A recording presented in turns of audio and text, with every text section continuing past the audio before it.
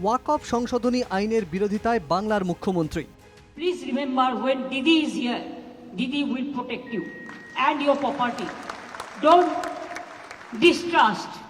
পশ্চিমবঙ্গের একাধিক জেলায় সংখ্যালঘু সমাজের বিরোধিতায় আগুনও জ্বলেছে। বিরোধীদের কটাক্ষ ধেয়ে এসেছে তৃণমূল নেত্রীর দিকে।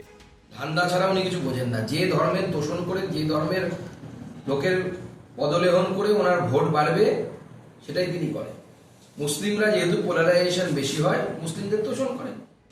এবার ওয়াকফ ইস্যুতে বিরোধীদের জবাব দিতে পাল্টা ঘুঁটি সাজাচ্ছে বিজেপি। বিভিন্ন রাজ্যে এই নিয়ে কর্মশালার আয়োজনও করেছে পদ্ম শিবিরের নেতারা। সপ্তাহান্তে রাজ্যে এসেছিলেন বিজেপির কেন্দ্রীয় সম্পাদক অনিল অ্যান্টনি। ওয়াকফ ইস্যুতে কিভাবে সংখ্যালঘুদের কাছে বিজেপি নেতারা পৌঁছবেন তা নিয়ে এক প্রস্থ রূপরেখা নির্দিষ্ট হয়েছে সল্টলেকের বিজেপি কার্যালয়ের বৈঠকে। কিভাবে এই ওয়াকফ আইন নিয়ে সংখ্যালঘুদের কাছে ভালো বার্তা যায় তা নিয়ে ইতিমধ্যেই মাথা ঘামিয়েছে কেন্দ্রের শাসক দল। পদ্ম শিবিরের কৌশল অনুযায়ী 43টি সাংগঠনিক জেলায় 2টি করে সভার আয়োজন করা হয়েছে। প্রতিটি সভায় থাকবেন বিজেপির কেন্দ্রীয় মন্ত্রী এবং সর্বভারতীয় দায়িত্বপ্রাপ্ত নেতারা। আসার পরই এবার রাজ্যে সংখ্যালঘু মোর্চার উদ্যোগে শুরু হয়েছে ওয়াকফ নিয়ে বিশেষ প্রচার, এবং সেই লক্ষ্যেই যে কর্মশালা হয়েছে তাতেই স্থির হয়েছে একাধিক সিদ্ধান্তের কথা।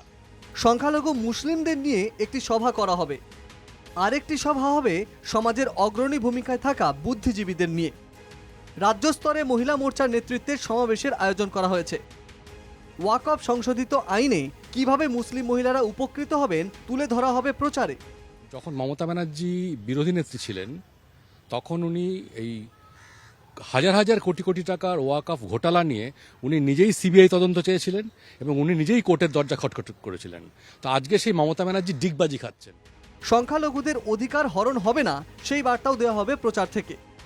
সংখ্যালঘু মহল্লাগুলিতে প্রচার করতে হবে সেই নির্দেশ কেন্দ্রীয় নেতৃত্বের। So already our Bharatiya Janata Party members, we have a very strong organization here. Our people are on the ground.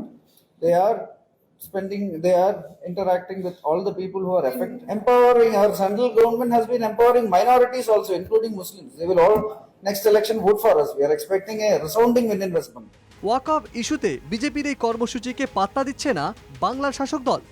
সমাজের একটা অংশের ভোট চান না, অমুকদের ভোট চান না, ফলে আবার তাদের বোঝাতে আসার জন্য দিল্লি থেকে লোক আসার কি দরকার? আমরা এসব তোয়াক্কাও করি না।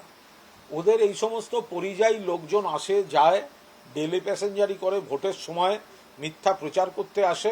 বাংলার মানুষ ওদের প্রত্যাখ্যান করবেন। 43টি সাংগঠনিক জেলা নেতৃত্বের সঙ্গে এই বৈঠকের পর যে নির্যাস এসেছে তাতে করে আগামী কয়েকদিনের মধ্যেই ওয়াকফ সংশোধিত আইন নিয়ে ঢালাও প্রচারের বন্দোবস্ত শুরু করছে বিজেপির রাজ্য নেতৃত্ব।